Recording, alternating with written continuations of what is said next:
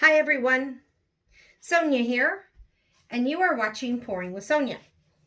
And I'm getting ready to go on vacation for 3 weeks, so no painting, boo-hoo. But I did some painting with my kids yesterday. We painted some rocks, and I mixed up all of this paint, and it was really a lot of fun. We did a bunch of Shelee style rocks. But I have some of the cell activator left, and I call this my liquid gold because this is the Australian Floetrol. So, I had to pay a pretty penny to get that over here and wait a long time during the COVID mail.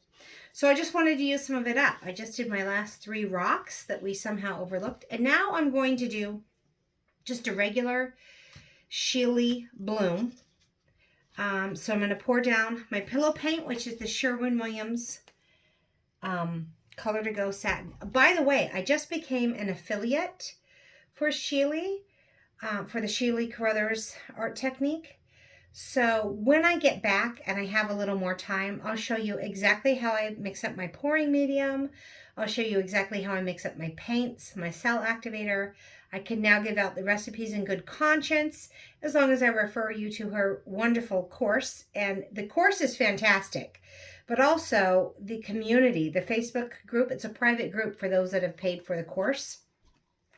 There's a wealth of information based on what country you're from, because there's different products available in different countries. It's just fantastic. So I couldn't recommend it any higher than I do. Having said that, and not really having the time to mix up a bunch of stuff just to leave it for 3 weeks, maybe this will be a teaser and you'll kind of watch when I get back. I'm going to finish pouring out a pillow. What I'm going to do here, I'm going to blow it out using my Revlon tool, and then I'm just going to stretch it. I've been into the blowouts and Lazy Susan spins, but I'm just going to stretch it this time. So when I pour my pillow, I like it to be about 2 inches from each side. That way I've got plenty of pillow. And the colors I've chosen are really just, this is just a Jo Sonia student quality, and not Jo Sonia, acrylics, sorry, student grade fire red. But I added a little bit of Color Art Hot Cinnamon to it just to give it a pop of color and pigment.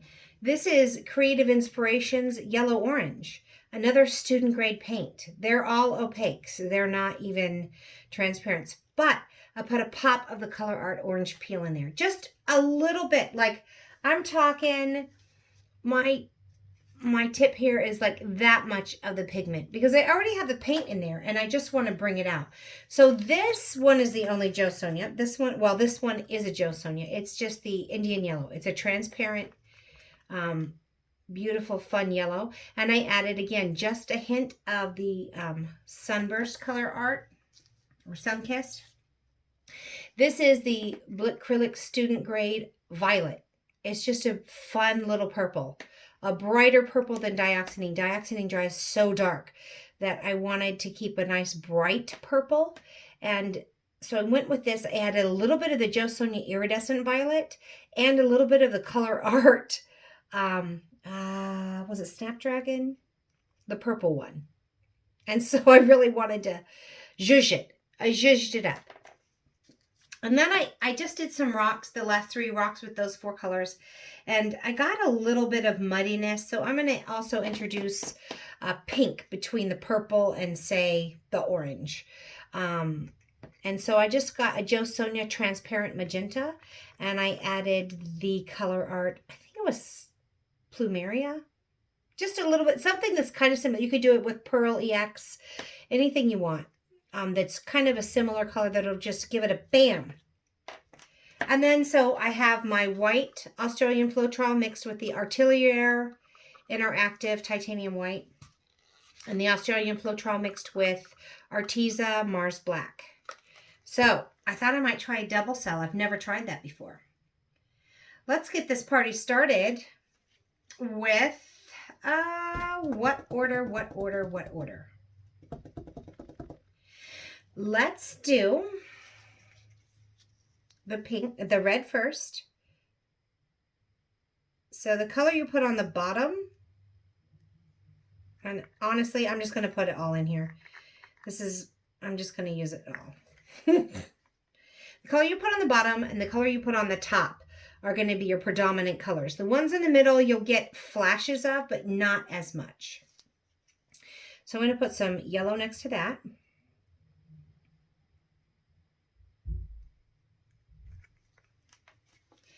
Then my yellow orange.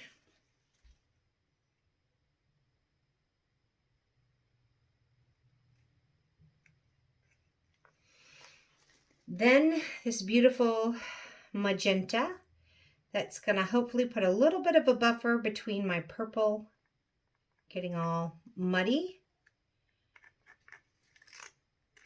with that orange and yellow and even red. We don't want green, we don't want brown, we want these bright, vivid colors. So hopefully the pink will help with that. And now this glorious purple. I call it a glorious purple. That's right. Okay, now what I have never done is a double cell activator. So I'm going to put a little bit of black down. I'm going to follow that with a little bit of white. Right on top of that. And then we're going to get my Revlon hot air tool. It's meant to have the round brushes attached to it. And it has a cool setting, so I'm going to blow this bad boy out right here. Put it on my cool setting.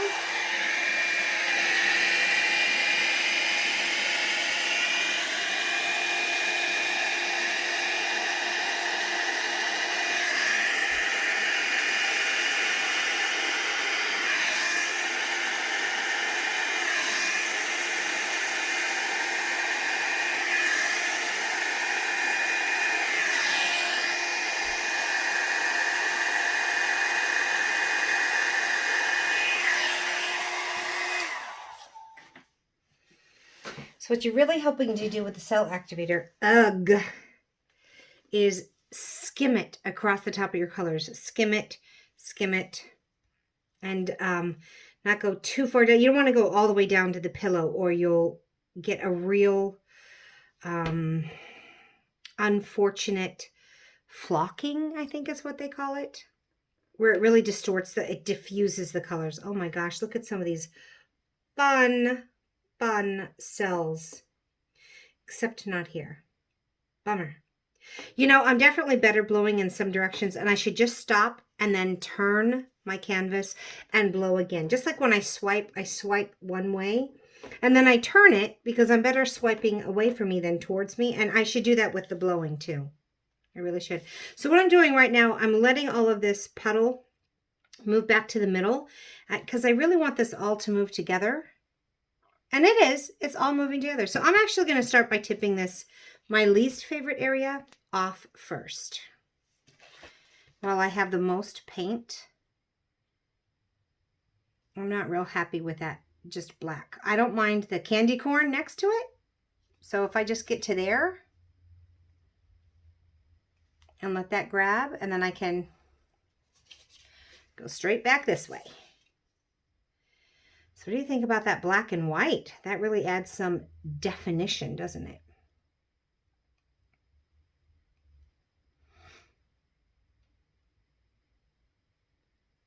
Go, go, go, go, go, go, go, go, go, go, go. Okay. I'm just going to let that. There we go. Come back to the middle. And then my next least favorite is over here. So let's try and get that off. Well, I have more paint than less. Go. Good. And let's go back to the final corner. Oh my gosh. That is a pretty fun, vibrant. I love purples, reds, and oranges together. They're my favorite. And I don't have a lot of yellow in this, but my favorite colors together are purple, red, and orange. So I'm okay with that. It's like I got the jackpot on the purple, red, and orange here. It's like the yellow. I got a little bit of it on the edges.